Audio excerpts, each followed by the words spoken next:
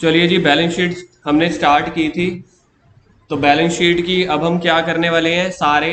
अब हम याद नहीं करने वाले, पहले मैं अब आपको पूरी की पूरी बैलेंस शीट का मीनिंग समझा रहा हूँ, सारी सारी आइटम्स का, मेजर हेड का, सब हेड का मीनिंग समझाने वाला हूँ क्या चीज होती है। बैलेंस शीट की दो साइड होती हैं, आप लोगों ने पहले ही सीखी हुई है, एक लाइबिलिटी साइड और दूसरी एसेट साइड। लाइबिलिटी साइड्स को यहाँ पे क्या बोला जाता है? लाइबिलिटी साइड्स को कंपनी की बैलेंस शीट में बोला जाता है इक्विटी एंड लाइबिलिटी। लाइबिलिटी में दो चीजें होती हैं। अगर आपको प्लस 1 की क्लास याद हो ना, अकाउंटिंग इक्वेशन का चैप्टर याद है, capital plus liabilities is equal to assets. +1 में चैप्टर होता था अकाउंटिंग इक्वेशन, जिसमें क्या होता था अकाउंटिंग इक्वेशन का formula capital plus liability is equal to assets. Company की बैलेंस शीट में कैपिटल को कैपिटल ना बोल के इक्विटी बोल दिया जाता है, तो इसलिए बन गया इक्विटी एंड लाइबिलिटी, और दूसरी साइड बच गया एसेट्स। तो ये हो गया मीनिंग। तो पहले है इक्विटी एंड लाइबिलिटी, ये इसको हम साइड बोलते हैं, ये कोई मेजर हेड सब हेड नहीं है।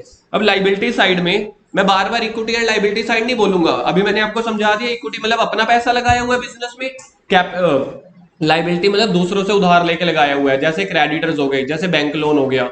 तो लाइबिलिटी साइड बोल के चलूंगा मैं, बार बार इक्विटी एंड लाइबिलिटी नहीं बोलूंगा। तो पहली साइड कौन सी है? Liability side. दूसरी साइड एसेट साइड।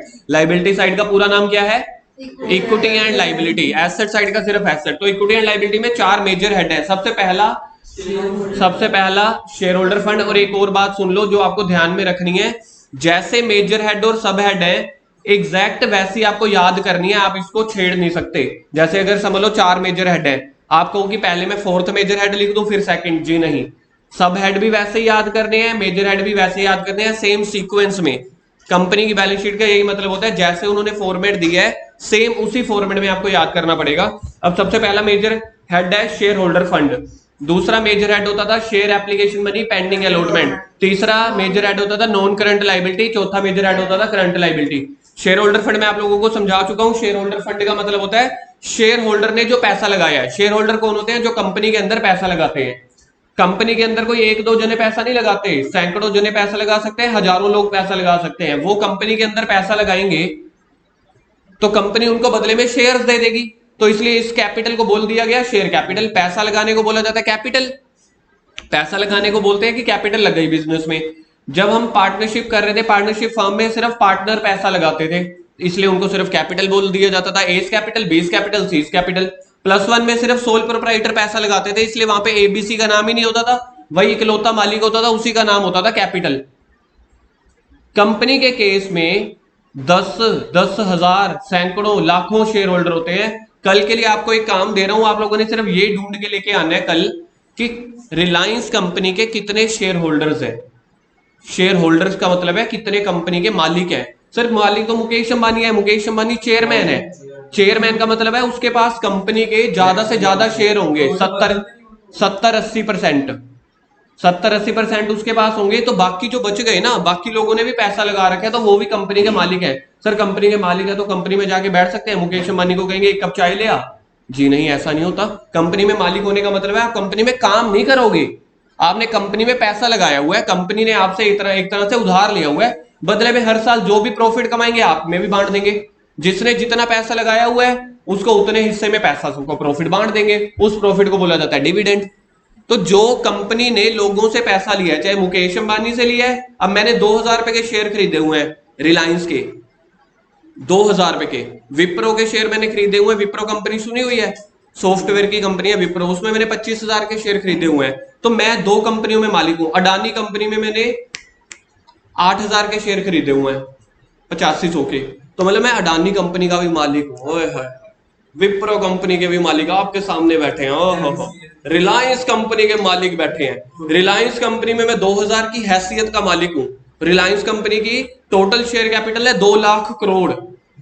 अगर आप जीरो लिखने लगेंगे ना, वो भी अपने से गलती हो जाएगी। तो मैं सिर्फ 2000 का मालिक हूं, तो मेरे को हर साल 2000 की हैसियत जितना प्रॉफिट का शेयर का प्रॉफिट मिल जाता है, प्रॉफिट का शेयर मिल जाता है। विप्रो कंपनी में मैंने 25,000 के शेयर खरीदे हुए हैं, शेयर कैपिटल ली हुई है विप्रो कंपनी की, तो मैं विप्रो कंपनी का भी मालिक हूं, लेकिन सिर्फ 25,000 की वैल्यू जितना। अब विप्रो कंपनी है 1 लाख करोड़ की। अब मैं ये थोड़ी जब कहूंगा विप्रो कंपनी में जाके, हटे यार आज लैपटॉप मेरे को चलाने दे, वो मेरा लैपटॉप खराब हो गया, एक लैपटॉप दे। मतलब वो कंपनी के मैनेजमेंट है, मैनेजमेंट अलग बंदे होते हैं, मालिक अलग। मालिक कंपनी में पैसा लगा देंगे और हर साल के एंड में 31 मार्च के एंड में उसको पूरे साल का प्रॉफिट मिल जाएगा, बस बात खत्म। ये होता है मालिकों का काम। सर फिर क्या फायदा, फिर क्या फायदा, क्या हमें तो प्रॉफिट से ही मतलब है ना, और हमने तो पैसा लगा दिया, काम कर रही है मैनेजमेंट, मैं तो जाता भी नहीं हूं। सोच के देखो ना, ये तो पार्ट टाइम बिजनेस हो गया। तो लोग ऐसे ही करते हैं, जो बड़े बड़े क्रिकेटर्स हो गए, पंजाबी सिंगर हो गए, सेलिब्रिटीज हो गए, वो क्या करते हैं, करोड़ों करोड़ों के ना हर कंपनी के शेयर खरीद लेते हैं। शेयर खरीदने का मतलब होता है आप उस कंपनी के मालिक बन गए। आपको हर साल 2 बार 3 बार वोट करने का भी राइट मिलता है, कई तरह के डिसीजन होते हैं, तो हमें कंपनी की तरफ से नोटिस आता है कि ये मीटिंग हो रही है, आना है तो आ जाओ, आपका वोट गिना जाएगा। तो जो बड़े बड़े क्रिकेटर्स होते हैं, सेलिब्रिटीज होते हैं ना, इन्होंने बड़ी बड़ी कंपनी में करोड़ों करोड़ों के शेयर्स खरीद रखे होते हैं। तो वो भी है, मुकेश अंबानी भी है, चाहे मैं भी हूं, लेवल सेम है कि हम कंपनी के मालिक हैं। लेवल मतलब कि पोस्ट सेम है, हम कंपनी के मालिक हैं जी। रिलायंस कंपनी 2000 रुपए की मेरी है, 2000 की जितनी है मेरी, लेकिन लेवल अलग है। मुकेश अंबानी समझ लो 1 लाख करोड़ रुपए का मालिक है, लेकिन उसके पास भी कंपनी के सिर्फ 70 या 75% शेयर कैपिटल है, सारी नहीं है। बाकी 25% लोगों ने पैसा लगा रखा है, ये होती है शेयर कैपिटल। कंपनी ने शेयर कैपिटल उनको वापस भी करनी होती है, ठीक है, इसलिए कंपनी की होगी लाइबिलिटी। शेयर कैपिटल में 4 मेजर हेड, याद है आइटम्स क्या होती थी, authorise share capital, issued share capital, subscribed, subscribed and fully paid up, subscribed and not fully paid up. दादाजी पिताजी उनके 2 बेटे, एक लायक एक नालायक। तो ऑथराइज शेयर कैपिटल का मतलब होता था दादाजी मैक्सिमम शेयर कैपिटल जो कंपनी लोगों को इश्यू कर सकती है, बेच सकती है, बदले में उनसे पैसा ले सकती है। इश्यूड मतलब जितना हमने बीच में से बेच दिया। अब जिसने खरीदे अगर उसने सारे पैसे दे दिए तो उसको बोलते हैं subscribed and fully paid up. अगर किसी ने सारे पैसे नहीं दिए, जैसे हर कंपनी का ना शेयर का एक प्राइस होता है, जैसे 10 रुपए का, तो कंपनी ने पहले कहा सिर्फ हमें 8 रुपए दे दो, अभी में 8 रुपए की जरूरत है, बाकी 2 रुपए बाद में ले लेंगे। तो बाद में जब लेने लगे हो गया था मेरे को तो है ही नहीं, तो इसको बोला जाता है नलायक बेटा, subscribed and not fully paid up. मतलब अभी हमने सारे पैसे मांग तो लिए थे उनसे, लेकिन उन्होंने दिए नहीं। किसी किसी ने सारे के सारे पैसे दे दिए, किसी ने नहीं दिए।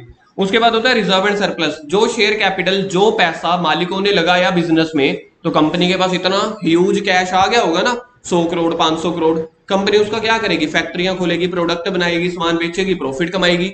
तो जो ऊपर फर्स्ट मेजर हेड में मैंने शेयर कैपिटल में पैसा लगाया, उन पैसों को यूज करके हमने प्रॉफिट कमाया, उस प्रॉफिट का नाम पड़ता है रिजर्व एंड सरप्लस।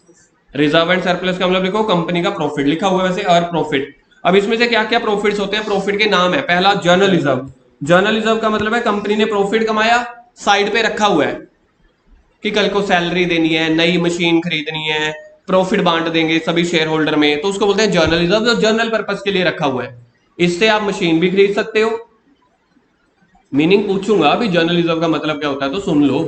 जर्नलिज्म का मतलब होता है रिजर्व मतलब प्रॉफिट, तो ऐसा प्रॉफिट जो अपने जर्नल पर्पस के लिए रखा हुआ है, उससे आप कोई एसेट खरीद लो, इंप्लॉइज को सैलरी दे दो, ठीक है, रिफ्रेशमेंट चाय पानी का खर्चा कर लो, कुछ मर्जी कर लो, ठीक है, उसको बोला जाता है जर्नलिज्म। अगला है पी एंड एल अकाउंट का क्रेडिट बैलेंस, ये मतलब मैंने पिछले साल जो प्रॉफिट कमाया, याद रख लेना, प्रॉफिट एंड लॉस का बैलेंस का मतलब है जो हमने पिछले साल प्रॉफिट कमाया। सर जर्नलिज्म भी प्रॉफिट है, ये भी प्रॉफिट है। जर्नलिज्म का मतलब होता है पिछले कई सारे सालों का profit. P and L account का मतलब होता है मेरे इस साल का प्रॉफिट। भाई पी एंड एल अकाउंट का मतलब इस साल का प्रॉफिट, गुरुकिरत याद रखियो, यही दोनों का डिफरेंस पूछूंगा तेरे से। पी एंड एल अकाउंट का मतलब इस साल का प्रॉफिट हो गया, जर्नलिज्म का मतलब पिछले कई सारे सालों का इकट्ठा हुआ प्रॉफिट। अगला है कैपिटल रिजर्व, रिजर्व आए पीछे तो रिजर्व मतलब प्रॉफिट, कैपिटल मतलब होता है लॉन्ग टर्म नेचर का। जैसे मैंने कोई एसेट बेची, बिल्डिंग बेच दी, मेरे को किसी मशीन की जरूरत नहीं थी, मैंने बेच दी, मैंने किसी कंपनी के शेयर खरीदे बेच दिए। तो ऐसी चीजें मैं रोज रोज थोड़ी करता हूं, कभी सालों में एक बार करता हूं, तो कभी जो मेरे को कभी कभार प्रॉफिट होता है ना, उसको बोला जाता है कैपिटल रिजर्व, कभी कभार होने वाला प्रॉफिट। गुरु कह रहे लिख नहीं रहा कुछ भी, तू छुट्टी नहीं होएगी, डंडे बड़े पड़ेंगे। पेन निकाल और जेब में से हाथ बाहर निकाल, थोड़ा सा सीधे तरीके से बैठ। उसके बाद है सिक्योरिटी प्रीमियम, जब कंपनी अपने शेयर जो बेच रही है 10 रुपए वाला शेयर, अब रिलायंस कंपनी अपना 10 वाला शेयर उसने पता कितने में बेचा था, 940 रुपए का। तो जब कंपनी अपने शेयर को महंगा बेच रही है उसको बोलते हैं security premium, share sold at high price. उसके बाद होता है कैपिटल रिडम्पशन रिजर्व, रिडम्पशन का मतलब होता है रिफंड, रिडम्पशन का मतलब लिखो रिफंड। जब कंपनी ने अपने शेयर होल्डर को पैसा वापस करना है, पहले हमने उनको शेयर बेच के पैसा लिया था, कल को हमने पैसा वापस करना है, तो तब भी हमें अगर कोई प्रॉफिट हो गया, मतलब हमने पैसे लिए थे 980 रुपए, वापस हम कर रहे हैं सिर्फ 200 रुपए, सर ऐसा कैसे? मर्जी है, कंपनी ने कहा हम 10 वाला शेयर 980 में बेचना चाहते हैं, जिसने खरीदना खरीद लो। लबू ने कह रहा है रिलायंस कंपनी है, बहुत बढ़िया है, कंपनी का शेयर का प्राइस 980 से भी ऊपर चला जाएगा तो मैं तो खरीद लेता हूं। उन्होंने खरीद लिए। कल को कंपनी कह रही है कि अब अपने शेयर्स हमें वापस दे जाओ, अपने पैसे ले जाओ, लेकिन 10 रुपए ही देंगे, तो कंपनी को तो फायदा हो गया ना। इसको बोलते हैं कैपिटल रिडम्पशन, कैपिटल रिडीम करना, रिफंड करना, उस पे होने वाला प्रॉफिट। रीवैल्यूएशन रिजर्व, कंपनी की एसेट और लाइबिलिटी के ऊपर अगर कोई भी रिजर्व वगैरह हो रहा हो। इसके बाद आप लोग आ जाओ profit and loss account, debit balance को माइनस करके दिखाना, ये मैंने आपको बताया था। तीसरा जो सब हेड था, money received against share warrant, किसी ना किसी शेयर होल्डर से हम पैसा ले लेते हैं, कुछ टाइम बाद या तो उसको शेयर दे देंगे या उसको उसके पैसे वापस कर देंगे। एक तरह से ऐसे समझ लो हमने उनको शेयर गिरवी रखे हुए हैं, अगर हम आपको पैसा ना दे पाए तो आप शेयर रख लेना। तो एक कागज होता है, उसके ऊपर लिखा होता है शेयर वारंट, कि हमें 1 साल के लिए पैसा चाहिए, 1 साल तक अगर हम आपका पैसा ना दे पाए तो इस शेयर वारंट को कैंसिल करके हम आपको सच में शेयर दे देंगे, नहीं तो पैसा दे देंगे। सेकंड है share application money pending allotment, ये सेकंड मेजर हेड है, share application money pending allotment. जब बड़े सारे लोगों ने कंपनी का शेयर खरीदा, 100 लोग आ गए शेयर खरीदने वाले, कंपनी के पास शेयर थे सिर्फ 80। सोच के देखो यार, मेरे पास 80 मोबाइल है बेचने के लिए, मेरे पास खरीदने वाले आ गए 100, मैं तो 80 लोगों को ही बेच सकता हूं ना। एक नॉर्मली दुकानदार होने के नाते आप ये सोचो कि महंगा सस्ता हम किसी को नहीं बेच रहे, आप किन 80 लोगों को देना चाहोगे? जो पहले आए के बाद में? जो पहले आए ना, फीफो मेथड बोलते हैं इसको, first in first out, FIFO. लेकिन जो पैसे 100 लोगों के आ गए, आप लोगों ने बोला कि पहले तो 100 लोगों को पैसा तो जमा कराना ही है, फ्रीडम मोबाइल आया था 50 रुपए का, पता नहीं 250 रुपए का, आज से कुछ साल पहले, याद है? आज से 7-8 साल पहले ना फ्रीडम मोबाइल लॉन्च हुआ था 250 रुपए में, तो 250 रुपए जमा करा दो, हम आपको मोबाइल देंगे 3 महीने के बाद। तो बड़े सारे लोगों ने 250 रुपए जमा करा दिया, बाद में मोबाइल दिए ही नहीं। समझ लो मोबाइल देने भी पड़ते हैं, जिसके पहले पैसे आए उसको दे दिए, नहीं तो जो बाकी हम रह गए उसको बोलते हैं share application money pending allotment, मतलब जिन्होंने अप्लाई तो कर दिया, अभी तक हमने उसको देने हैं शेयर, तो इसको बोल दिया जाता है share application money pending allotment. ये भी कंपनी की लाइबिलिटी है। तीसरा मेजर है नॉन करंट लाइबिलिटी। परसों हमने पिछली क्लास में देखा था नॉन करंट लाइबिलिटी और करंट लाइबिलिटी में डिफरेंस। 3 कंडीशन थी, अगर तो कोई चीज ऑपरेटिंग साइकिल के अंदर हो, या दूसरी 12 महीनों से पहले पहले अंदर हो, या बीइंग ट्रेडेड हो, इन तीनों में से कोई भी एक कंडीशन पूरी हो जाती थी, करंट लाइबिलिटी होती थी, नहीं तो non current liability. Non current liability का मतलब है लॉन्ग टर्म लाइबिलिटी। लाइबिलिटी मतलब पैसा देना, लॉन्ग टर्म मतलब अगर किसी को पैसा 1 साल के बाद देना है। इसके अंदर 4 सब हेड है, ये तीसरा मेजर हेड चल रहा है, इसके अंदर चौथा सब हेड है लॉन्ग टर्म बोरोइंग। चल क्या रही है लाइबिलिटी साइड, लाइबिलिटी साइड में कौन सा मेजर हेड चल रहा है?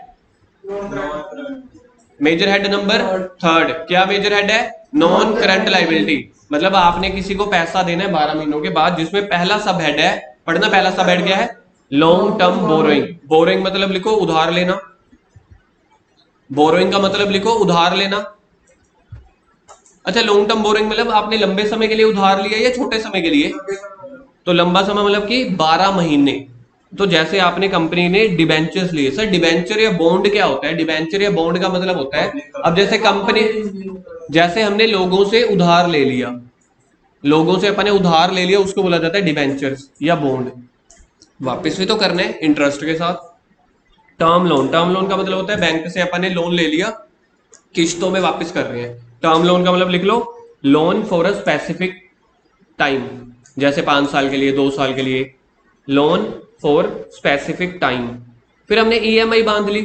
आप लोगों ने घर पे कभी ना कभी मोबाइल, टीवी कुछ खरीदा होगा ईएमआई पे, डेबिट कार्ड, क्रेडिट कार्ड पे, तो हर महीने अपने बैंक में से पैसे कट जाते हैं, तो एक तरह से वो टर्म लोन हो गया 5 साल के लिए। ऐसा ही सेम बैंक लोन हो गया। अगला है पब्लिक डिपॉजिट। पब्लिक डिपॉजिट का मतलब होता है आपने लोगों से पैसा जमा करवा लिया। रिलायंस कंपनी कह रही है हम शेयर्स नहीं बेचना चाहते। कंपनी देखो किस किस तरीकों से पैसा ले सकती है। पहली तो कंपनी शेयर कैपिटल बेच देगी, शेयर कैपिटल बेच के मालिकों से पैसा आ जाएगा, कंपनी उसको अपनी फैक्ट्री में यूज करके सामान बेचेगी। दूसरा हमने ये सीखा लॉन्ग टर्म बोरोइंग में, जो पहला था डिबेंचर्स, लोगों से लोन ले लो, नहीं तो ये वाले थे टर्म लोन, बैंक वालों से लोन ले लो। हमने सारे मतलब फंड जो लेने थे ले लिए। इसकी भी एक लिमिट होती है, गवर्नमेंट डिसाइड करती है। हमने सारी लिमिट एग्जॉस्ट कर ली, अभी और पैसा चाहिए, तो हमने लोगों को बोला अपना पैसा हमें दे दो एज अ एफडी। हम बैंक में एफडी कराते हैं, तो वो कहते हैं आप हमारे पास एफडी कर लो, लेकिन हम इसका नाम ना एफडी नहीं रख सकते, गवर्नमेंट ने हमें ये वाला नाम कॉपी नहीं करने दिया, तो इसलिए इसका नाम पड़ गया पब्लिक डिपॉजिट। वो होता है फिक्स्ड डिपॉजिट, ये होता है पब्लिक डिपॉजिट। लोगों से आपने पैसा ले लिया, बदले में उनको इंटरेस्ट दोगे, तो सेम डिबेंचर की तरह ही हो गया। डिबेंचर है नहीं, बस नाम अलग अलग है। आप ऐसे कह सकते हो, इसमें हो सकता है इंटरेस्ट ज्यादा मिले। डिबेंचर में क्या होता है, अगर 5 साल के डिबेंचर है तो 5 साल बाद ही पैसा वापस मिलेगा। एफडी को आप बीच में से भी तोड़वा सकते हो। ऐसे अलग अलग कंडीशन होते हैं, मतलब कंपनी के ये जरिए हैं किन किन तरीकों से पैसा ले सकती है। तो बच्चों का डाउट आता है सर फिर सारा पैसा शेयर कैपिटल के तौर पे ही ले ले। शेयर कैपिटल सबसे रिस्क फ्री होती है, पता है क्यों? प्रॉफिट हो गया तो देंगे, नहीं तो नहीं देंगे। यहाँ पे तो आपको इंटरेस्ट देना ही पड़ेगा ना, आप कंपनी में प्रॉफिट कमाओ चाहे ना कमाओ, लेकिन एक लिमिट दी हुई है गवर्नमेंट ने। कोई भी कंपनी फ्रॉड नहीं कर सकती। सर नीरव मोदी जैसे, किंगफिशर जैसे कर तो गई, 5,000 में से कोई एक कंपनी होएगी, 5,000 में से, तो बहुत कम रेशो है। क्यों? क्योंकि इंडिया के जो रूल रेगुलेशन है ना बहुत बढ़िया है। मतलब अमेरिका, कनाडा, इंग्लैंड से भी बढ़िया है। आप सोच के देखो, यूरोपियन कंट्री से भी बढ़िया अमेरिका, इंडिया के रूल्स रेगुलेशन। पूरे नहीं हो पाते वो अलग बात है। किसका फोन है?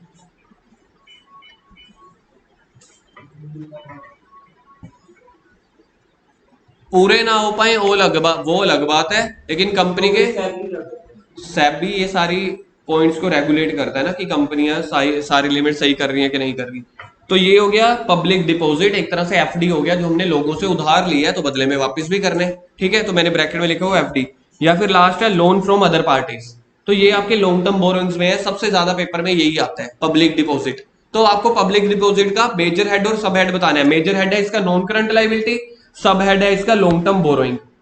पेपर में जो आएंगे ना, पेपर में जो आएंगे वो ये चीजें आएंगे जो भी मैं ब्रैकेट डाल रहा हूं। पेपर में आइटम्स आती हैं, उसके मेजर हेड और सब हेड क्वेश्चन में पूछा जाता है। टोटल 8 आती हैं, 4 नंबर का क्वेश्चन होता है, मतलब 0.5 मार्क्स का एक आता है। वो आपको आइटम्स देंगे, कहेंगे इसका मेजर हेड या सब हेड बताओ। जैसे में क्वेश्चन आता है पेपर में टर्म लोन, तो टर्म लोन का एक कॉलम आप क्या बनाओगे, उसका मेजर हेड। मेजर हेड उसका क्या है? Non current liability. और उसका सब हेड क्या है? ये आते हैं पेपर में क्वेश्चन। तो पहला सब हेड खत्म हो गया। दूसरा हो गया डेफर्ड टैक्स लायबिलिटी। इसको आपने ज्यादा नहीं समझना, ये आप सोच लो टैक्स लायबिलिटी, हमने गवर्नमेंट को टैक्स देना है, लेकिन इस टैक्स की बारी ना कुछ महीनों या सालों के बाद आएगी, 1 साल बाद, 2 साल के बाद। तो अब ये समझ लो, डेफर का मतलब होता है पोस्टपोन, लिख लो। डेफर्ड का मतलब होता है पोस्टपोन। टैक्स लायबिलिटी, टैक्स हम किसको देते हैं? कभी आपने सुना है गुरकीरत कहेगा ओ यार तरुण सर को ना टैक्स देना है? टैक्स पे हमेशा हर देश में सिर्फ उसकी सरकार का हक होता है और किसी का नहीं। इसलिए टैक्स लायबिलिटी जो हमने गवर्नमेंट को देनी है, कब देनी है? नॉन करंट लायबिलिटी चल रही है तो यहां से नेचुरल है सर 12 महीनों के बाद ही देनी होगी, है ना, क्योंकि हमारा चल क्या रहा है, लॉन्ग टर्म बोरिंग चल रहा है। लॉन्ग टर्म बोरिंग मतलब 12 महीनों के बाद। तो डेफर्ड टैक्स लायबिलिटी, मैंने गवर्नमेंट को टैक्स के पैसे देने हैं 1 साल के बाद। तीसरा है अदर लॉन्ग टर्म लायबिलिटी। पहला था लॉन्ग टर्म बोरोइंग, मैंने किसी से उधार ले रखा था, वापस भी करना है। टैक्स लायबिलिटी गवर्नमेंट को वापस करना है। अगला है अदर। अदर में ना premium payable on redemption. Premium का मतलब होता है ज्यादा, लिख लो, प्रीमियम का मतलब होता है ज्यादा। रिडम्पशन का मतलब होता है रिफंड, ऊपर भी आया था ना रिडम्पशन। रिडम्पशन का मतलब होता है रिफंड, प्रीमियम का मतलब होता है ज्यादा। जब आप कंपनी को शेयर या डिबेंचर, आपने शेयर के तौर पे पैसा लिया था किससे? पब्लिक से। डिबेंचर के तौर पे भी लिया था। ऊपर लॉन्ग टर्म बोरिंग में देखो, पहला डिबेंचर था ना, लोगों से पैसा उधार लेना। समझ लो आपने उनसे पैसा तो लिया 100 रुपए, बदले में आपने पे करने हैं वापस 105 रुपए।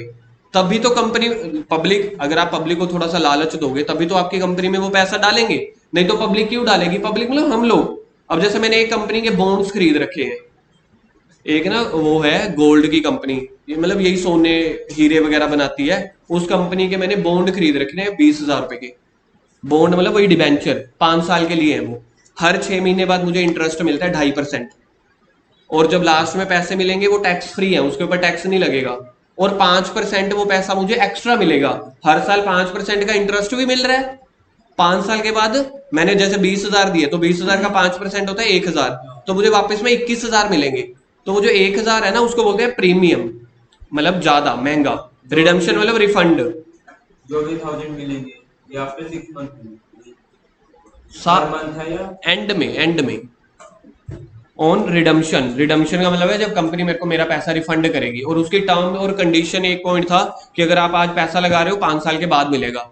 मैंने कहा ये तो नुकसान है। कहते हर 6-6 महीने बाद आपको 2.5% इंटरेस्ट भी देंगे। मैंने कहा फिर ठीक है। तो जेडे आप डिबेंचर दिखते हैं कंपनी से वो जब पैसा मिलेगा वो कंपनी ने वापस भी तो करने हैं ना। कंपनी ने तो लोन के तौर पे लिए हैं, तो लोन के तौर पे एक तो कंपनी डिबेंचर को वापस कर देगी, उसमें तो कोई प्रॉफिट लॉस नहीं है। 20,000 लिए, 20,000 दे दिए। लेकिन प्रीमियम कह रही है 20,000 की जगह हम आपको 21,000 देंगे।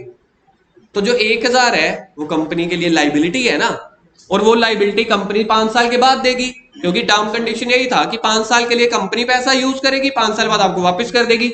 इसीलिए तो देखो कनेक्शन बनाओ ना, इसलिए तो ये क्या चल रही है, नॉन करंट लाइबिलिटी, मतलब बड़ी लाइबिलिटी, लंबे समय के लिए लाइबिलिटी। तो कंपनी ये पैसा कब देना है, 5 साल के बाद, इसलिए तो ये नॉन करंट लाइबिलिटी में बनी। सर फिर तो इसको लॉन्ग टर्म बोरोइंग में आ जाना चाहिए था, ये तो उधार में आना चाहिए था। उधार तो 20,000 की थी, 21,000 की थोड़ी थी। आपको एक पॉइंट समझ आया? हमने पैसा लिया 20,000, तो मेरी उधार तो 20,000 है ना, तो ये जो डिबेंचर के 20,000 वापस करने हैं वो यहां पे आ जाएंगे। जो 1,000 में वापस करना है, 1,000 कब वापस करेंगे, 5 सालों के बाद, इसलिए वो उधार थोड़ी है, वो अदर नॉन करंट लाइबिलिटी हो गई। ये देखो तीसरा major head, other long term liability, तो वो 1,000 पे इधर आ जाएगा। तो चाहे हमने शेयर वालों को, डिबेंचर वालों को, डिपॉजिट वालों को जो पैसा ज्यादा देना है तो वो भी मेरी लाइबिलिटी है। उसके बाद other current, other long term liability में ना कुछ और पॉइंट भी आएंगे 2-3, वो बुक में से कराऊंगा। मतलब आप ये सोच के चलो 90% पॉइंट कवर कर रहा हूं मैं, 10-1% रह जाएंगे, वो बुक में से कवर करूंगा। इसमें बोला प्रीमियम पेबल है। हाँ, इसमें सिर्फ प्रीमियम है, क्योंकि जो लोन वापस करना है वो तो लॉन्ग टर्म बोरिंग में आ गया। चौथा मेजर हेड है, चौथा मेजर हेड नहीं, चौथा सब हेड। कौन से मेजर हेड का चौथा सब हेड कर रहे हैं हम? तीसरे मेजर हेड का चौथा सब हेड। पहला सब हेड था लॉन्ग टर्म बोरोइंग, दूसरा सब हेड था डेफर्ड टैक्स लाइबिलिटी, तीसरा था other long term, other non current liability या लॉन्ग टर्म लाइबिलिटी, चौथा है लॉन्ग टर्म प्रोविजन। प्रोविजन का मतलब होता है वो हम पढ़ते नहीं है, provision for bad debts, provision for doubtful debts, वो तो वैसे शॉर्ट टर्म होते हैं। समझ लो कंपनी में ना, मैं आपको 2-3 चीजें बता देता हूं। मेरी कंपनी में जो जॉब कर रहे हैं ना, अगर मेरी कंपनी में कोई बंदा 5 साल लगातार जॉब करता रह गया ना, तो उसको मैं 5 साल के बाद अगर वो रिटायर हो गया तो 5 महीने की सैलरी भी दूंगा। ऐसा गवर्नमेंट ने हर कंपनी के ऊपर रूल बना रखा है। जो जिनके पेरेंट्स जॉब वाले हैं उनको ये पॉइंट ज्यादा पता होगा, लेकिन 5 साल लगातार जॉब करनी है। सर फिर तो हम ऐसे करेंगे, जब कल को हमारी जॉब लगेगी हम 6 साल कहीं पे जॉब कर लेंगे, 6 साल बाद छोड़ के 6 साल फिर कहीं और कर लेंगे, तो क्या हमें दोनों कंपनी से पैसा मिलेगा? यस, ये गवर्नमेंट ने रूल बना रखे हैं। लेकिन जैसे मेरा ऑफिस छोटा सा है, मेरे पास 2-3 जने लगे हुए हैं, तो मेरे ऊपर ये रूल अप्लाई नहीं होता। समझ लो कंपनी ने कुछ रूल्स रखे हुए हैं कि आपकी कंपनी के अंदर 5 बंदे होने चाहिए या 20 बंदे होने चाहिए, आपकी कंपनी इस कैटेगरी की होनी चाहिए। तो इस तरीके से अब जैसे जो पुलिस वाले हैं, मिलिट्री वाले हैं, रिलायंस में जॉब करते हैं, कहीं पे भी जॉब करते हैं, उनके लिए ये रूल एप्लीकेबल होता है। तो कंपनी सोच की चल रही है, कंपनी सोच रही है मेरे पास 1000 बंदा है, 1000 में से 300 बंदा ऐसा है जो कम से कम 15-15, 20-20 साल जॉब करेगा। तो फिर उनको जितने साल जॉब करोगे उतने महीने की एक तरह से बोनस हो गया। सर क्या उनकी सैलरी में से काट के उनको देना है? जी नहीं, एडिशनल होता है, इसको बोलते हैं प्रोविजन। तो कंपनी को कल को पैसा देना पड़ सकता है ना, लेकिन पैसा किसको देंगे? जो 5 साल की जॉब करेगा। सर सबसे घाटा या सबसे बेवकूफ एम्प्लॉय तो वो होगा जो 4-4.5 साल के बाद कंपनी छोड़ जाते होंगे। क्या सर ऐसे बेवकूफ लोग दुनिया में पाए जाते हैं? यस। एक साल कई लोगों को पता ही नहीं होता, 4 साल के बाद जॉब छोड़ के चले जाते हैं, फिर उनको हम बताते हैं भाई साहब 1 साल और कर लेते, 5 महीनों की सैलरी एक्स्ट्रा मिलती है। पता है कौन से 5 महीनों की? जो सबसे रिसेंट ईयर पे आप रिटायर हुए हो। जैसे मैं लगा था अपनी कंपनी में 50,000 पे, 5 साल के बाद मैं कम से कम 1.5 लाख कमा रहा हूँ, तो 1.5 लाख के हिसाब से 5 महीने की सैलरी मिलेगी। तो कंपनी के हिसाब से सोचो, फायदा है कि लॉस है? लाइबिलिटी है कि एसेट है? तो हम लाइबिलिटी साइड ही कर रहे हैं, तो इसको बोला जाता है लॉन्ग टर्म प्रोविजन। ऐसे ही दूसरी चीज, हर एम्प्लॉय को ना 1 महीने की 1 छुट्टी मिलती है कंपनीज में, तो 1 साल की 12 छुट्टियां फ्री होती हैं। जो बंदा वो 12 छुट्टियां भी नहीं लेता, 12 के 12 दिन भी आया, फिर उनको उस छुट्टियों का पैसा मिल जाता है कि हम छुट्टियां ले सकते थे, हमने नहीं ली, तो इसको बोलते होते हैं अर्नड लीव। लीव मतलब छुट्टियां, अर्नड मतलब कमाई वाली, कि 12 छुट्टियां आपको साल की अलाउड थी, आपने नहीं ली तो आपको पैसे दे देंगे। तो कंपनी तो 6 छुट्टियों के पैसे मिलेंगे। तो कंपनी ये सारी चीजें अपनी बना के रखती है, इसको बोलते हैं प्रोविजन। जो पैसे फ्यूचर में देने पड़ सकते हैं, पता तो 5 साल के बाद चलेगा ना कोई रिटायर हुआ है कि नहीं, किसने कितनी छुट्टियां ली हैं। इसलिए इसका मतलब होता है प्रोविजन फ्यूचर में होने वाली लाइबिलिटीज। क्या ये प्रोविजन पक्के हैं? होंगे ही होंगे? जी नहीं, हो सकता है 0 हो सकता है 10 हो सकता है 20 हो। ग्रेचुटी जो भी बताया है, रिटायरमेंट पे मिलने वाला पैसा लिख लो। ग्रेचुटी का मतलब लिख लो, रिटायरमेंट पे, रिटायरमेंट वाला पैसा, मिनिमम 5 इयर्स जॉब। मेन तो आपको इसी से याद रहेगा ना, मिनिमम 5 इयर्स जॉब। सर अब जैसे कोई बंदा है वो 15 साल के बाद रिटायर हो रहा है, लेकिन वो 8 सालों के बाद कह रहा है मुझे पैसों की जरूरत है, तो मेरे मैंने 5 साल की कंडीशन तो पूरी कर लेना, मुझे पैसे दे दो, क्या मिल सकते हैं? नहीं। कंपनी की मर्जी है, दे चाहे ना दे, लेकिन रूल नहीं है। जब रिटायर होएगा ना बेटा तभी मिलेंगे। कंपनी मना नहीं कर सकती। सर अगर कंपनी ने मना कर दिया केस होएगा, केस होता है तो फिर उनको 3 गुना देना पड़ता है। 8 महीने की सैलरी। हाँ तो क्यों 8 साल की, अगर 8 साल आपने फिर पॉइंट सुना नहीं। मैंने कहा बंदे ने 15 साल जॉब की, वो 8 साल के बाद वैसे ही मांग रहा है कि मेरे को दे दो। कंपनी मना कर देगी, कहेगी जब रिटायर होएगा हम तो तब देंगे। तो ये होता है। मेजर हेड समझ में आ गए? तो ये कंपनी के क्या थे देखो, ग्रेचुटी मतलब मिनिमम 5 साल, वारंटी या क्लेम, प्रोविजन फॉर वारंटी या क्लेम क्या होता है? अब जैसे मेरे को एक बात बताओ, एप्पल कंपनी का मोबाइल लेते हैं, कितनी वारंटी होती है उसकी? 1 साल की। किसी को और पता है 3 साल वाली वारंटी भी होती है कुछ, एक्सटेंडेड वारंटी। यस, अगर आप एप्पल का मोबाइल लोगे ना या किसी और चीज का मोबाइल लोगे या लैपटॉप लोगे, 1 साल की वारंटी तो आपको पता है मिलती है, सबको पता है। एक ना वर्ड होता है एक्सटेंडेड वारंटी, आप अपनी वारंटी को बढ़ा सकते हो। अब जैसे मेरे को पता है लैपटॉप की इलेक्ट्रॉनिक चीज है, आज नहीं तो 3 साल बाद भी खराब हो सकती है, 2 साल बाद भी। कंपनी ना लैपटॉप खरीदते टाइम ही ऑफर दे देती है, कहती है एक्सटेंडेड वारंटी ले लो 2 साल की और, अगर आपकी 1 साल की खत्म हो गई उसके बाद हम 5,000 की बेचते हैं, अगर आप अभी ले लोगे ना 1500 की ले लेना। मेरे मन में लड्डू फूटेगा कि नहीं फूटेगा? मेरे को पता है इलेक्ट्रॉनिक आइटम है। अब जैसे मैंने ये लैपटॉप लिया था, ये लैपटॉप 71,000 का था, 70-71,000 का, 71,000 का, लेकिन मेरे को 1,500 रुपए में 2 साल की और वारंटी मिल रही थी। जबकि मैंने उससे पूछा, मैं मेरे को अपने अगर इसी लैपटॉप की 1 साल के बाद लेनी हो, कहता सर 50,000 रुपए प्लस जीएसटी, तो 18% जीएसटी भी, मतलब 6,000 की मिलती। तो एक समझदार बंदा पता है क्या करेगा, यार 70,000 तो लग ही रहे, 1 साल की वारंटी मिल रही है, 1,500 रुपए और दे दो, 71,500 पड़ जाएगा, तो मेरी वारंटी 1 साल की नहीं है, कितने की है? 3 साल की। कंपनी के हिसाब से सोच के देखो, कंपनी ने 3 साल का ठेका ले लिया ना, अपने पे जिम्मेवारी ले ली ना। वारंटी का मतलब तो यही होता है, कंपनी ने जिम्मेवारी ले ली। अब अगर मेरा लैपटॉप 2 साल बाद या 2.5 साल बाद खराब हुआ, कंपनी को तो पैसे देने पड़ेंगे ना, या प्रोडक्ट चेंज करना पड़ेगा या ठीक करना पड़ेगा। तो कंपनी के लिए लाइबिलिटी हुई कि एसेट हुई? पहले पहले मौके पे पैसा ले लिया, लेकिन 3 साल के लिए लाइबिलिटी तो हो गई ना, इसलिए ये लॉन्ग टर्म प्रोविजन में हो गया। प्रोविजन में क्यों आया सर? लॉन्ग टर्म बोरोइंग में क्यों नहीं आया? लॉन्ग टर्म बोरोइंग में तो ये होता है उधार लेना, क्या हमने पैसा उधार लिया क्या? सेकंड होता है डेफर्ड टैक्स लाइबिलिटी, गवर्नमेंट को देना है, ये पैसा मैंने गवर्नमेंट को देना है क्या?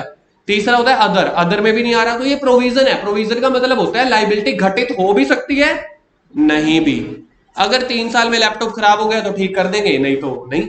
तो जो चीजें हो भी सकती है नहीं भी, वो सारी प्रोविजन में आती है। 5 साल कोई इंप्लॉय टिक भी सकता है, नहीं भी। 1 साल में 12 छुट्टियां बंदा ले भी सकता है, नहीं भी। तो ले भी तो सकता है ना। इसलिए जो चीजें हैं ना कि हो भी सकती है नहीं भी, वो प्रोविजन में आती है। तो प्रोविजन का मतलब समझ में आ गया। अगला आपके पास है करंट लाइबिलिटी। करंट लाइबिलिटी का मतलब है जो पैसे हमने किसी को देने हैं, सर कब देने हैं? 12 महीनों के अंदर। अगर 12 महीनों के बाद देने हैं तो नॉन करंट। नॉन करंट का दूसरा नाम लॉन्ग टर्म। गुरुकिरा थोड़ा सा बोल। नॉन करंट का दूसरा नाम और करंट लायबिलिटी का नाम शॉर्ट टर्म। तो इसके अंदर भी 4 मेजर हेड है। उसके अंदर पहला था लॉन्ग टर्म बोरिंग, यहाँ पे शॉर्ट टर्म बोरिंग। सारी ऊपर वाली आइटम यहीं की यहीं पे आ जाएंगी। ऊपर में मैंने टर्म लोन लिया बैंक से 5 साल के लिए, यहाँ पे लिया 1 साल से कम के लिए। फ्रेंड से लोन लिया, पार्टी से लोन लिया, ठीक है। बैंक ओवरड्राफ्ट लिया। बैंक ओवरड्राफ्ट में तो हमने 2-3 दिनों के बाद पैसा दे देते हैं। सोच के देखो 2-3 दिन 12 महीनों से कम है क्या ज्यादा? तो मतलब शॉर्ट टर्म। मतलब जो पैसा मैंने 12 महीनों से कम के लिए लिया वो शॉर्ट टर्म बोरिंग, 12 महीनों से बाद लिया लॉन्ग टर्म बोरिंग। लेकिन इसमें क्या क्या चीजें हैं पहला देखो, समझ में आ रहा है? Loan from bank up to 12 महीने। सर लोन फ्रॉम बैंक तो ऊपर भी आया था, वो 12 मंथ से ज्यादा के लिए था। बैंक ओवरड्राफ्ट कभी भी लॉन्ग टर्म नहीं होता, क्योंकि बैंक ओवरड्राफ्ट में ना हर दिन के हिसाब से पैसा लगता है। हर दिन के हिसाब से, तो बंदा कहता है जल्दी से जल्दी चुकाओ, नहीं तो हर दिन ब्याज बनता चला जाएगा, इसलिए ये शॉर्ट टर्म रहता है। अगला है कैश क्रेडिट लिमिट, इसको ब्रैकेट में बोलते हैं सीसी लिमिट। सीसी लिमिट ज्यादा से ज्यादा दुकानदारों ने ये कराई होती है, सीसी लिमिट दुकानदारों ने। सीसी लिमिट का मतलब होता है बैंक वाले ना, अब जैसे मेरे को 1 लाख की लिमिट अवेल है, अब मैं बैंक से 1 लाख रुपए ले सकता हूं कभी भी जाके, मेरा पैसा नहीं पड़ा बैंक में, लेकिन फिर भी मैं एटीएम से भी निकलवा सकता हूँ, चेक से भी, ये मेरी लिमिट अप्रूव्ड है। मैंने 80,000 रुपए निकलवा लिया तो 80,000 के ऊपर ब्याज लग जाएगा। सर बैंक ओवरड्राफ्ट की तरह हो गया, बिल्कुल। लेकिन सीसी लिमिट आपको मिलता है स्टॉक के अगेंस्ट, जैसे मोबाइल वालों को मिल जाएगा। सर फिर आपको नहीं मिलेगा, नहीं, मुझे मिलेगा बैंक ओवरड्राफ्ट। सीसी लिमिट मतलब जिनके पास स्टॉक पड़ा है, तो जिनके पास कम से कम 2-2.5 लाख का स्टॉक होएगा, सोचो, समझदार बंदे मेरे को जवाब देना, जिसके पास समझ लो 2.5 लाख रुपए का स्टॉक पड़ा है, समझ लो नीचे मोबाइल वाले के पास 2.5 लाख रुपए के मोबाइल पड़े हैं, बैंक वाले उसको कितने की सीसी लिमिट देंगे? 1 लाख समथिंग। आप दोनों ठीक बोल रहे हो यार, बैंक वाले गारंटी ज्यादा नहीं मांगेंगे, तू कह रहे वाद। ਹੁਣ सोच के देख यार, अर्श सोच के देख, अगर उसका 2.5 लाख रुपया लॉस हो गया या कुछ हो गया, बैंक वाले ज्यादा से ज्यादा 2.5 लाख का ही तो मोबाइल उठा देंगे। तो बैंक वाले तो देखेंगे ना, जिस तेरे पास 2.5 लाख है तो हम तेरे को 1 लाख की लिमिट देंगे या 1.5 लाख की, तो बैंक हमेशा कम लिमिट देता है ताकि कल को उसका पैसा ले जाए, हमारा ब्याज तो कवर हो जाए। अर्श दुकानदार नहीं बनेगा ही में तो। आगे ये पेपर में आया हुआ है बहुत बार, लोन रीपेबल ऑन डिमांड। बताओ ये शॉर्ट टर्म क्यों हुआ? लोन रीपेबल ऑन डिमांड, एकदम डिमांड का मतलब है इमरजेंसी कॉल हो गई, भाई 2 दिन में दे, भाई 1 दिन में दे, भाई अगले हफ्ते पैसे दे। डिमांड का मतलब तो यही होता है, बीआर ही हो गया ये तो। बिल पेबल, बीपीआर नहीं, तो ये तो ऑन डिमांड हो गया। ऑन डिमांड वाली चीज लॉन्ग टर्म होगी या शॉर्ट टर्म? हाथ नीचे, थोड़ा सोच। शॉर्ट टर्म तो ऊपर हमारी चली, शॉर्ट टर्म बोरिंग रही है। Current liability short term borrowing, देखना चारों पांचों पॉइंट। डिपॉजिट ई की पावर 6-7, ई की पावर 6-7। ऊपर पब्लिक डिपॉजिट को मैं लिखवाना भूल गया था, ई की पावर 5-6। पब्लिक डिपॉजिट्स ई की पावर 5-6। पब्लिक डिपॉजिट और डिपॉजिट में फर्क क्या है? डिपॉजिट मतलब आपने कम टाइम के लिए लिया पैसा। सर याद करने का मैं आपको एक ब्रह्मास्त्र देता हूं इसमें। डिपॉजिट मतलब छोटा वर्ड, मतलब शॉर्ट टर्म। पब्लिक डिपॉजिट बड़ा वर्ड, यानी कि लॉन्ग टर्म। बात खत्म। लोगों से पैसा लिया वापस करने।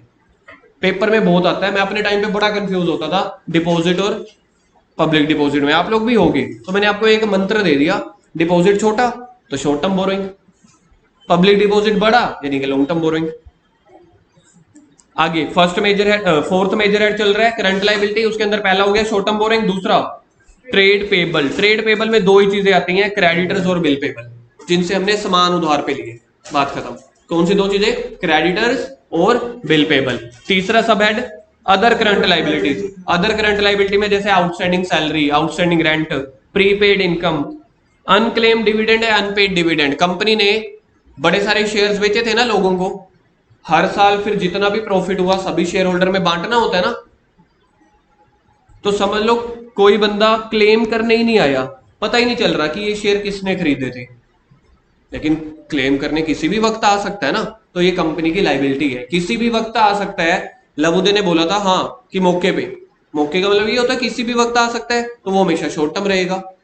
ऐसे ही होता है एक अनपेड। अनपेड का मतलब होता है अभी तक कंपनी ने दिया नहीं है, अनाउंस तो कर दिया भाई इतना इतना प्रॉफिट हो गया है, 1 हफ्ते के बाद देंगे, तो इसको बोलते हैं अनपेड। तो अनक्लेम्ड हो चाहे अनपेड हो, देना है ना अभी। अनक्लेम्ड मतलब अभी तक लोग मांगने नहीं आए। अब जैसे मैंने क्लास में बोला दिवाली पार्टी है, आधे लोग आए आधे लोग नहीं आए, आ भी तो सकते हैं आधे घंटे के बाद, हो सकता है ना भी आए, तो ये अनक्लेम्ड हो गया या अनपेड। 2 जनों के लिए मैंने रिस्ट्रिक्शन लगा दी, ये 2 जनों को पार्टी में आना अलाउड नहीं है, वो अनपेड हो गए, उनको तो मैं दूंगा ही नहीं। अनक्लेम्ड जो खुद ही नहीं आए, तो ये डिविडेंड समझ में आ गया। Unclaimed unpaid. Provident fund payable, कोई भी चीज पेबल है, जीएसटी पेबल है, पेबल का मतलब है देनी है, तो वो अदर करंट लायबिलिटी में आएंगी। ये वाला पॉइंट देख लो, स्टार लगा हुआ है। मैच्योरिटी ऑफ लोन और डेट्स विद इन 12 मंथ्स। मैंने लोन लिया था 5 साल के लिए, 5 साल के लिए लोन लिया था, पहला साल खत्म हो गया, दूसरा, 4 साल खत्म हो गए। 2020 में लोन लिया था, 2025 में वापस करना है, 2024 खत्म हो गया। अब लोन का कितना टाइम रह गया है? साल। तो साल की जो लायबिलिटी है करंट होनी चाहिए कि नॉन करंट? सर कहने का मतलब अब हमारा थोड़ा सा दिमाग खुल रहा है, मतलब लाइबिलिटी वही है, एक ही लाइबिलिटी को आप नॉन करंट भी बोल सकते हो, करंट भी। सोचो मैंने 5 साल के लिए लोन लिया, पहले साल मैं ये सोच रहा हूं मैंने पैसा कब देना है, 5 साल के बाद, तो नॉन करंट हुआ। दूसरे साल के बाद वो पैसा मैंने 4 साल बाद देना होगा, 2 साल बीत गए समझ लो, फिर मैंने 3 साल के बाद देना है। Non current. तो आप ऐसे सोच के देखो सर, किसी से लोन लिया 4 साल बीत गए, अब तो 1 साल रह गया, तो वो वाली आइटम को अब नॉन करंट लाइबिलिटी से कट करना पड़ेगा, उसको करंट लाइबिलिटी में लेके आना पड़ेगा, मतलब ऊपर लॉन्ग टर्म बोरिंग से कट करके शॉर्ट टर्म में लेके आना पड़ेगा। इसको बोलते हैं लॉजिक चीजों के, और बात भी सही है। नॉन करंट में तो वो ना आना चाहिए ना जो पैसे हमने 12 महीनों के बाद देने हैं। सोचो मैंने लोन लिया था दिसंबर में, 4 दिसंबर खत्म हो गए, अब आ गई 31 मार्च, 31 मार्च को बैलेंस शीट बन रही है, अब तो मेरे को 8-9 महीनों के बाद पैसे देने हैं, 8-9 महीने तो बन गए 12 महीने से पहले, तो इसको बोलते हैं मैच्योरिटी ऑफ लोन। मैच्योरिटी मतलब वापस करना, करंट लायबिलिटी। और डेट, डेट मतलब वही लोन विद इन 12 मंथ्स। आया समझ? पूछूंगा अभी इसका मतलब मैं आपसे बैलेंस शीट खत्म होने के बाद। क्लियर है?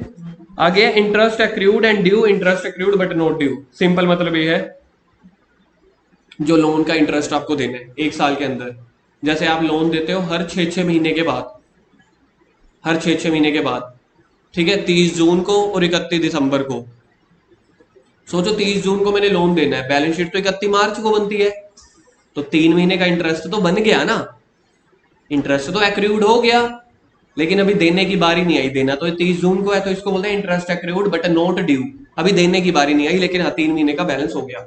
अब जैसे मैंने आप लोगों से फीस ले ली 1 महीने की, 15 दिन समझ लो बच्चे दे रहे हैं फीस 20 तारीख को, तो 20 तारीख को जो मेरे को फीस मिल रही है, मैंने तो अभी 20 दिन पढ़ाया है, अभी 10 दिन और पढ़ाना है ना, तो इसको बोलते हैं due accrued but not due.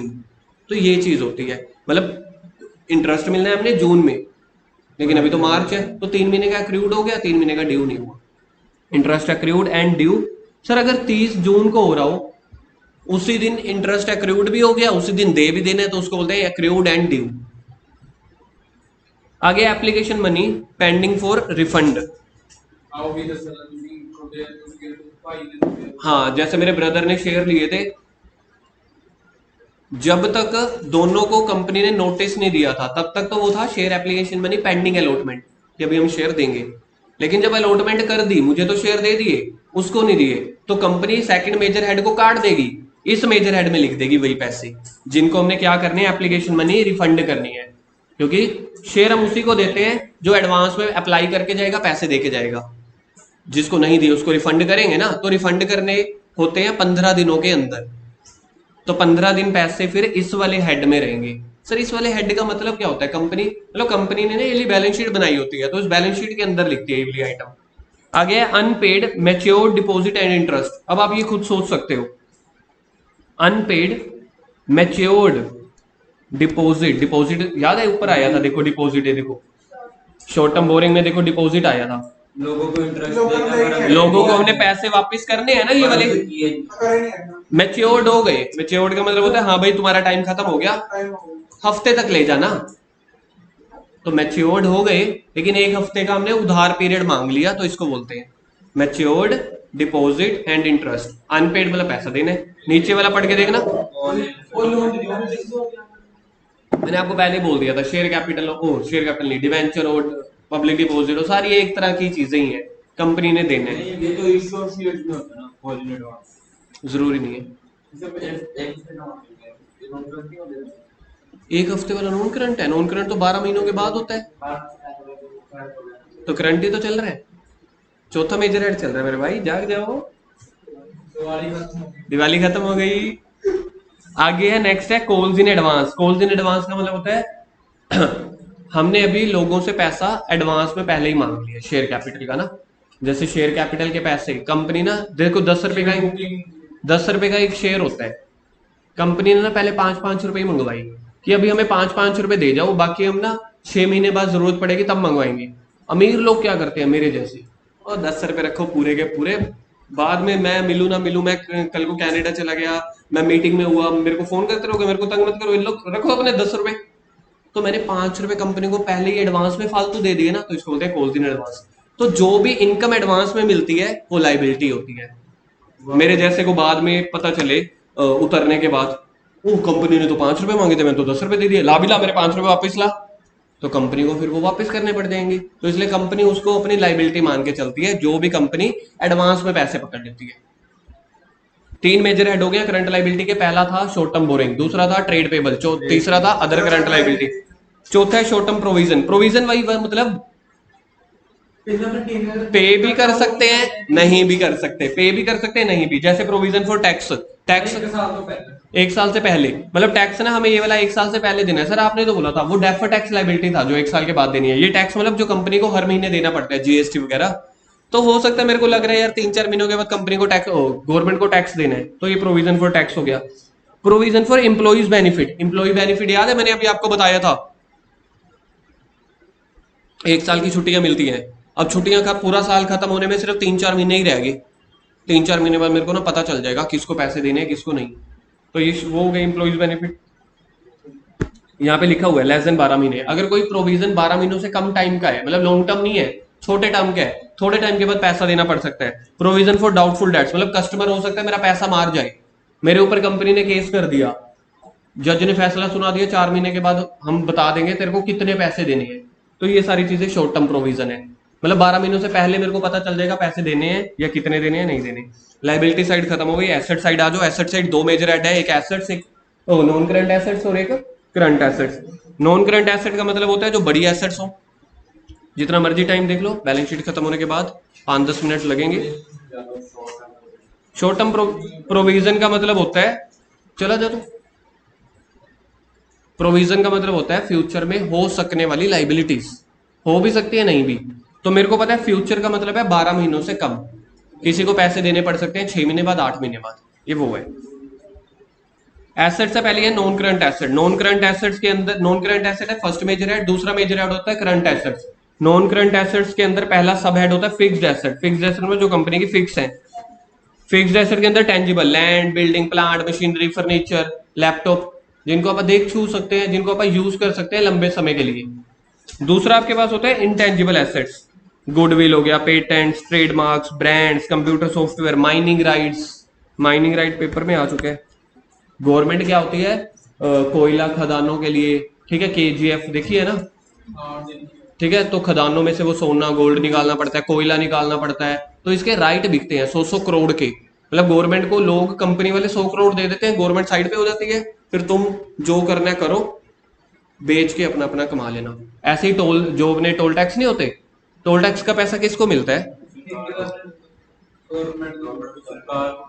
जिसको, जो ये कह रहे हैं गवर्नमेंट को मिलता है। तो मतलब आपको आज मैं बता देता हूँ टोल टैक्स क्या होता है। टोल टैक्स में मेरे जैसी अमीर कंपनी आती है 8-10, गवर्नमेंट कहती है हमने ना दिल्ली से लेके अमृतसर का एक टोल वो बिछानी है, एक अच्छी सी लाइन है ना, मतलब सड़क अच्छी करनी है।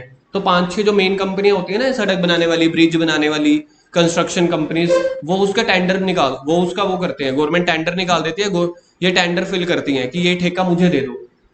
फिर पीछे रिश्वत भी चलती है, अभी अपन रिश्वत वाली बात नहीं कर रहे, वो कह रही है ये ठेका मेरे को दे दो।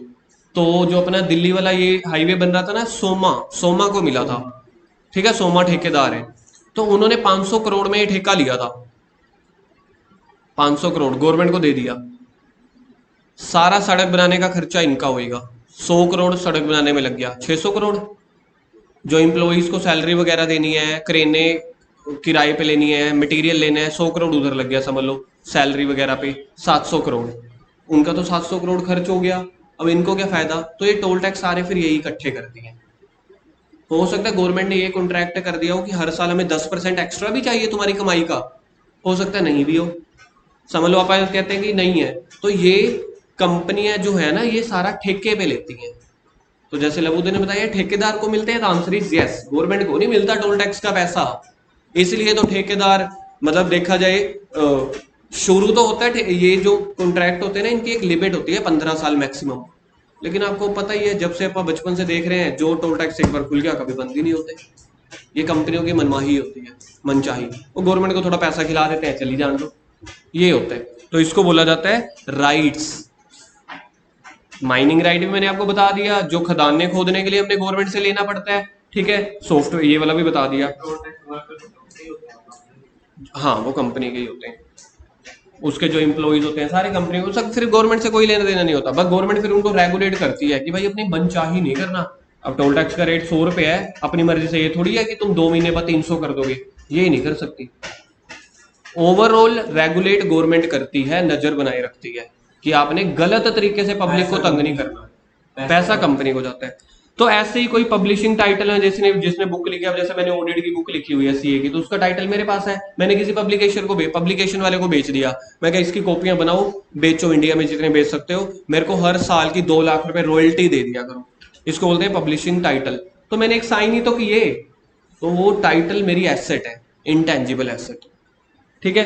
रेसिपी, जब डोमिनोज की रेसिपी बिकी थी ना, डोमिनोज की थी या केएफसी की थी, नहीं केएफसी की नहीं थी, डोमिनोज या मैकडी की एक रेसिपी थी, किसी चीज की रेसिपी बिकी थी, 70-80 करोड़ रुपए में बर्गर, पता नहीं किसी एक चीज की रेसिपी बिकी थी, जब पहले पहले आज से 30-40 साल पहले वो रेसिपी खरीदी गई थी। तो ये रेसिपीज भी बिकती हैं। डोमिनोज का ऑर्गेनो मिलता है ना, तो जिस जहां पे ऑर्गेनो बनता है ना पूरे नॉर्थ इंडिया का, मोगा में बनता है, उस कंपनी में मेरा दोस्त जॉब करता था, उसको भी उस रेसिपी नहीं पता थी कि कितना मसाला डालना है, कितना क्या डालना है, कहाँ से वो आ रही है, ये सारी चीजें बिकती हैं। अगर डोमिनोज वालों से ऑर्गेनो की हमने रेसिपी खरीदनी है ना, मसाला नहीं खरीदना, रेसिपी कि कितना कंटेंट डालते हो, कैसे खरीदते हो, किससे लेते हो, डोमिनोज वाले वो 1000 करोड़ की लेंगे। ओ सर साडी मम्मी तो ये देखो गरम मसाला लिया, जीरा पुन लिया, बन के गरम मसाले, उसी के 1000 करोड़ है डोमिनोज वालों की। रिश्ता वही, सोच नहीं, वो धंधा बनाया हुआ है लोगों ने। तो ये सारी फ्रेंचाइजी लाइसेंस, ये सारी इंटेंजिबल एसेट होती हैं। अगला है capital work in progress. Gurkirat बन गया बिल्डर। बिल्डर, हमने बोला एक मॉल का तेरे को ठेका दे देते हैं, राजपुरा में कोई मॉल नहीं है, बढ़िया सा मॉल खोल दे। गुरकिरत कहता ठीक है जी 5 साल लगेंगे। 1 साल खत्म हो गया, पूरा का पूरा ठेका था 2000 करोड़ का, तो 5 साल में बनना है, मतलब 1 साल में 400 करोड़ रुपए लगेगा ना, सोच के चलो 2000 करोड़ का पूरा ठेका है, 1 साल में 400 करोड़ लग गया। अब पहले साल के बाद 400 करोड़ गुरकिरत ने तो अपनी बिल्डिंग पे लगा दिया।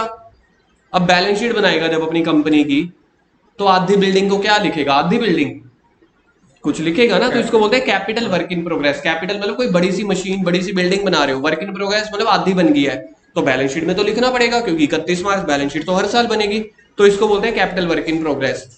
ऐसे ही लघु कहता गुरकिरत को देख के, मेरे से बिल्डिंग तो नहीं बनती, लेकिन मैं कार का डिजाइन बनाऊंगा अजय देवगन के साथ मिलकर, टार्जन द वंडर कार। लेकिन लघु कहता तू अगर बिल्डिंग बना रहा है, मॉल बना रहा है 5 साल, तो मेरी भी कार के डिजाइन को 3 साल लगेंगे, उसके लिए उसको भी टीम चाहिए, 100 बंदों की, डिजाइन बनाने हैं, ये करने हैं, फॉर्मूले बनानी है, गेम्स बनानी है, तो इसको बोलते हैं इंटेंजिबल एसेट। तो 1 साल के बाद जो पैसा लग गया, क्योंकि कोई भी गेम बनानी है एक एक बंदा नहीं बनाता। अब मुकेश अंबानी है, उसके अंदर इंप्लॉइज पता है कितने हैं, 13-14 लाख इंप्लॉइज हैं पूरे रिलायंस के। टाटा के अंदर 17 लाख है। हम कभी नाम रतन टाटा या मुकेश अंबानी के अलावा किसी और का सुनते हैं क्या? वो काम करते हैं, वो तो डिसीजन लेते हैं। तो ऐसे ही जो गेम्स बनाते हैं या सॉफ्टवेयर बनाते हैं, तो उसके अंदर भी 100-100 500 लोग होते हैं।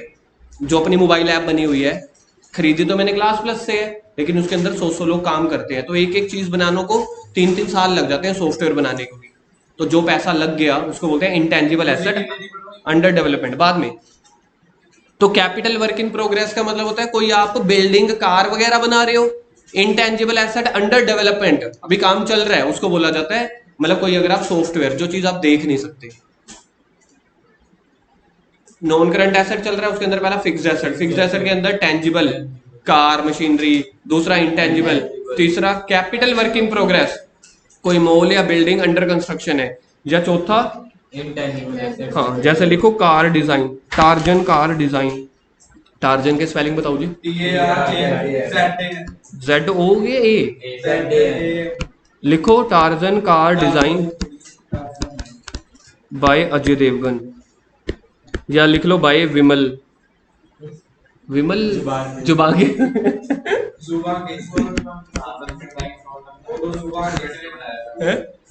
उसके बेटे ने तो कार बनाई थी, डिजाइन पहले उसने बनाया था, मूवी ध्यान से देखी हो मूवी। हाँ मैं उसी की डिजाइन की बात कर रहा हूँ ना, चल तू समझ गया ना यार। उसने बाद नहीं, अभी रुक जाओ, कोई बात नहीं। उसके बाद है non current investment. Non current investment का मतलब होता है जो आपने किसी कंपनी के शेयर डिबेंचर वगैरह खरीद रखे हैं, लेकिन लंबे समय के लिए, 12 महीनों से ज्यादा के लिए। मैंने कंपनी में एफडी करा ली, देखो पहले सर एफडी तो पहले आ गया था, पहले कंपनी ने लोगों से लिए थे, वो उधार थी ना। अब मैंने कंपनी में कहीं पे लगाए, बैंक में पैसा जमा कराए, किसी कंपनी के शेयर्स खरीदे, गोल्ड, प्रॉपर्टी, गवर्नमेंट ने कई तरह के वो निकाले होते हैं शेयर्स, बॉन्ड, मतलब गवर्नमेंट भी लोन लेती होती है। तो जहां पे पैसा मैं लगा रहा हूं वापस भी तो मिल जाएगा ना, तो उसको बोलते हैं इन्वेस्टमेंट। अगर कंपनी ने उधार लिए हुए तो बोरोइंग, कंपनी के अंदर जिन जिन लोगों ने लगाए हुए हैं तो उसके लिए इन्वेस्टमेंट हो गया। तो ये वो है नॉन करंट इन्वेस्टमेंट। उसके बाद है डेफर्ड टैक्स एसेट, तीसरा मेजर हेड, तीसरा सब हेड। डेफर्ड टैक्स लाइबिलिटी आया था ना, किसी को याद है डेफर्ड टैक्स लाइबिलिटी कौन से मेजर हेड का कौन सा सब हेड था?